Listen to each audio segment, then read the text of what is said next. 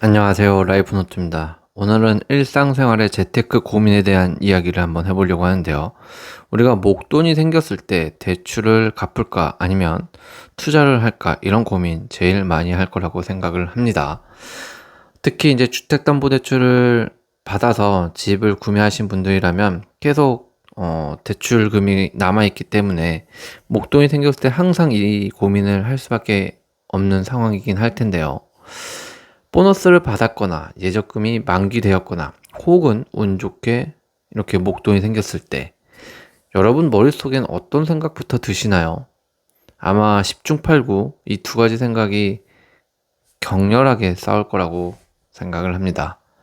지긋지긋한 주택담보대출부터 일부 갚아버릴지 아니면 이 돈으로 주식이나 부동산에 투자해서 남들처럼 더 불려볼지 말이죠. 인터넷에 검색해보면 전문가들이 왠지 다 비슷한 소리, 다 똑같은 소리를 하는 것 같습니다. 대출 금리보다 투자 수익률이 높으면 투자하는 게 이득입니다. 라는 말들. 정말 몰라서 검색을 했을까요? 그게 말처럼 쉬우면 우리가 왜 잠을 못 자고 고민을 하겠습니까? 그렇죠. 당연히 쉽게 결론 내버리고 행동하면 그만일 텐데 말이죠. 그래서 오늘은 이 두 가지 고민에 대한 해답을 찾아보는 이야기를 좀 해보려고 합니다. 어떤 뻔한 산수 이야기를 하자는 게 아니라 여러분의 진짜 지갑과 멘탈을 지켜줄 가장 현실적이고 마음에 와닿는 진짜 기준을 한번 말씀을 드려보려고 합니다. 자, 첫 번째로 대출을 갚는 걸 단순히 지출을 줄인다고만 생각하시면 안 됩니다. 대출 상환은 금융세계에서 유일하게 원금이 보장되면서 비과세로 확정 수익을 주는 투자라고 봐야 합니다. 예를 들어 볼게요. 여러분의 주택담보대출 금리가 4.5%라고 가정할게요. 이 대출을 1,000만 원만 갚으면 여러분은 매달 나가던 이자를 굳히게 되죠. 이건 세상 그 어떤 천재 펀드 매니저도 보장하지 못하는 연 4.5%의 확정 수익률을 리스크 0으로 얻는 것과 정확히 같습니다. 심지어는 세금도 안 떼죠. 하지만 진짜 우리가 봐야 할 통찰은 숫자가 아니라 심리에 있다라는 것에 말씀을 좀 드리고 싶습니다. 여러분이 대출이 있을 때 우리는 회사에서 절대로 좀 당당해질 수 없죠. 심리적 이유가 첫 번째로 더러운 꼴을 봐도 상사가 말도 안 되는 소리를 해도 마음속으로 내 대출 이자 내야 하지 하면서 고개를 숙입니다.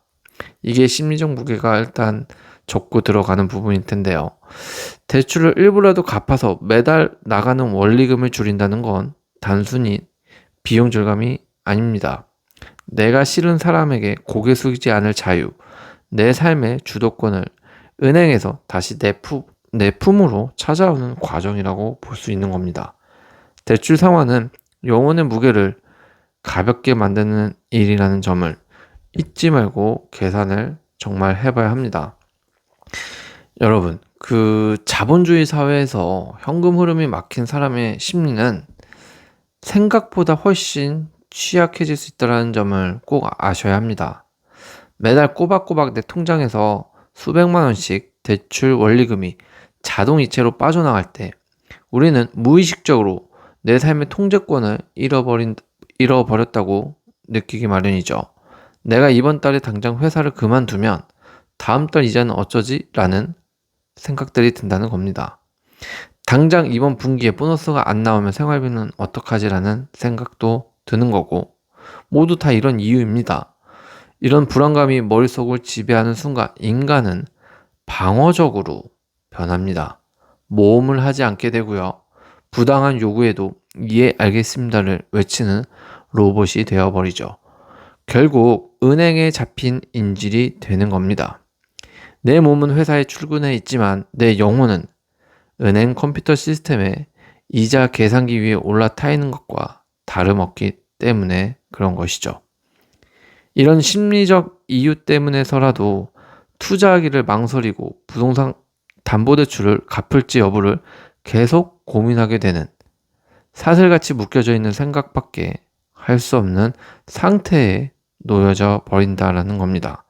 그만큼 우리가 대출을 갚을지 투자를 할지 목돈이 생겼을 때 이런 고민을 하는 이유가 심리적 무게에 더 큰 압박을 생각보다 많이 받기 때문에 그렇다라는 거죠.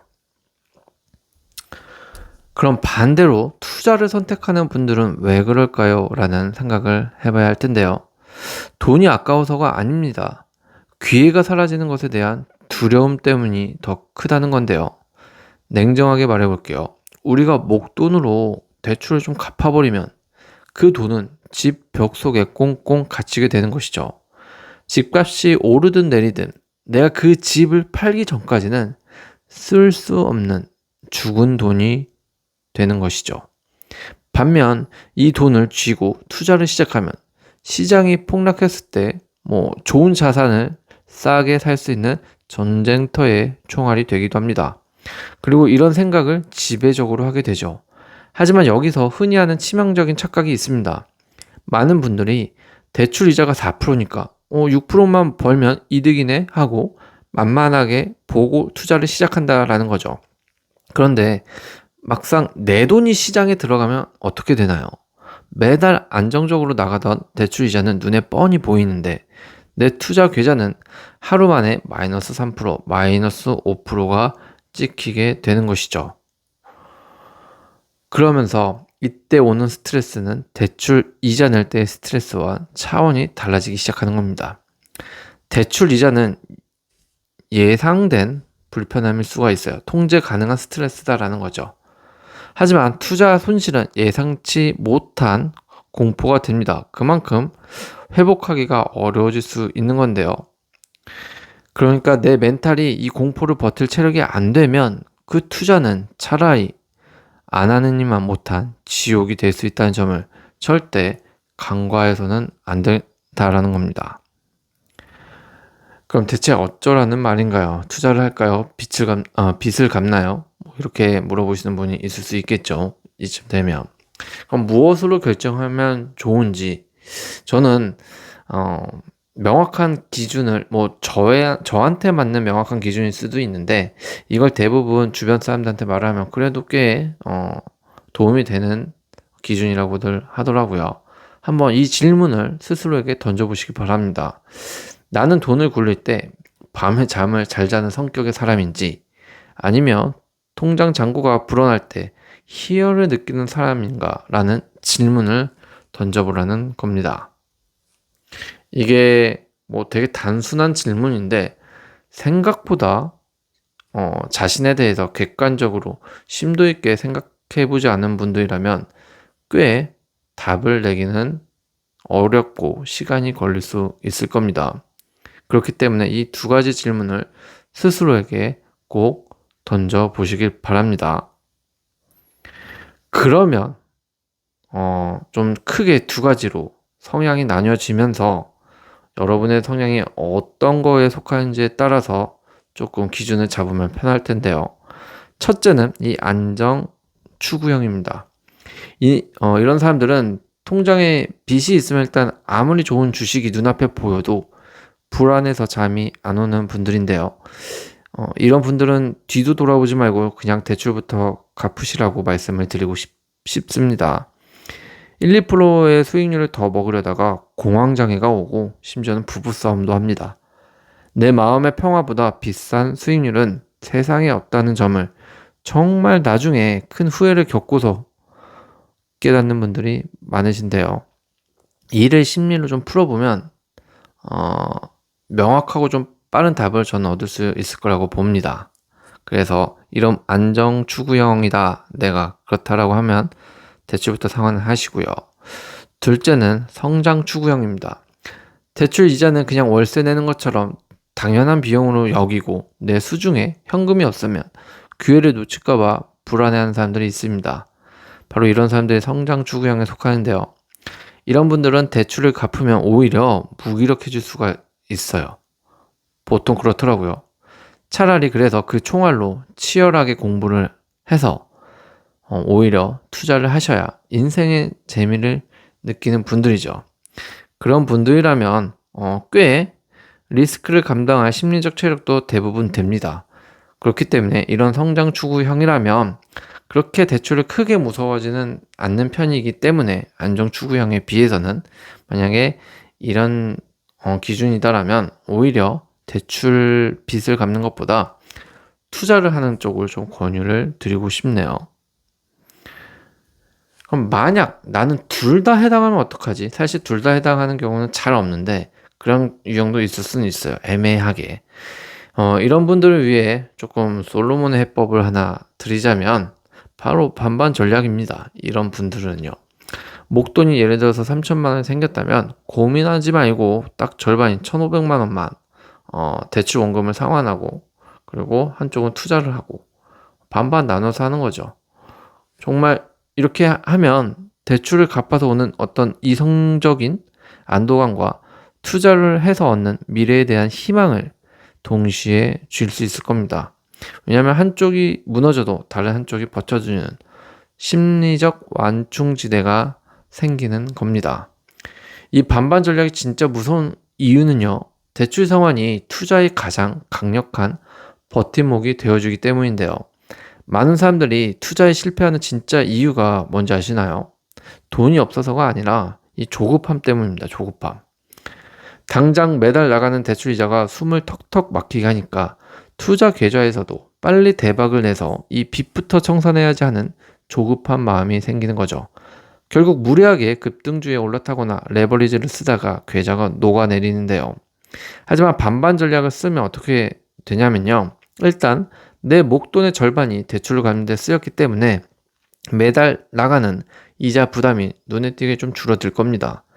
그 말은 즉 내 삶의 숨통이 조금은 트인 걸 바로 느낄 수 있는 거죠. 그렇게 심리적으로 여유가 생기면 나머지 절반으로 하는 투자의 질이 조금 달라진다는 겁니다.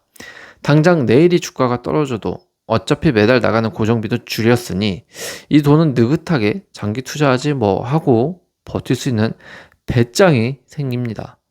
아이러니하게도 빚을 갚아서 생긴 여유가 내 투자 수익률을 높여주는 최고의 무기가 되는 셈인 것이죠. 결국 투자든 대출 빚을 갚는 것이든 모든 것은 심리, 멘탈 싸움으로 이어진다는 것을 절대로 우리는 잊지 말아야 합니다. 우리가 지금과 같이 목돈이 생겼을 때 투자할지 빚을 갚을지 고민을 하는 이유는 궁극적으로 잘 생각을 해보셔야 될 텐데요.